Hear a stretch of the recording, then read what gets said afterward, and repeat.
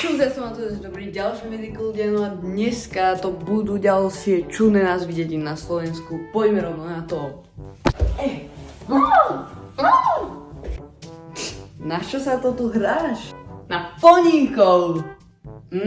Jakubov. Keďže sa už nachádzame v takejto krásnej dedine, poďme si zahrať Kubovely! Čau, kde si? Ja? Vieš čo, nachádzam sa v kuchyni akurát. Čo máš za okuliare? Si úplný podiniač. Také zlé, prosím ťa. Wow!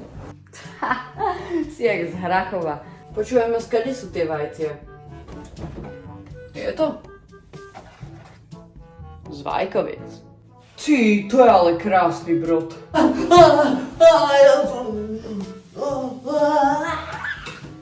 Kamo, ten to úplne zabil. Nemyslíš, že sú tie mládetá? Tie musia byť medvedie. Koho je táto čiapka? Mikulášová. Ty jeden malý drzáň. Zaplával by som si, ale aj by som si zapotápal. Tak čo keby som spravil oboje? Budem plaveč. Tam je Jano. Čau Janík. Toto nemôžu myslieť vážne, že ma volajú po meste. Ty kokos, pozri na tie dvere, tam je strašne veľa nálepiek. No hej, ale určite nie toľko ako v nálepkové. Ten týpek pozná všetky mestá na Slovensku, ale iba tie, čo majú čudný názov.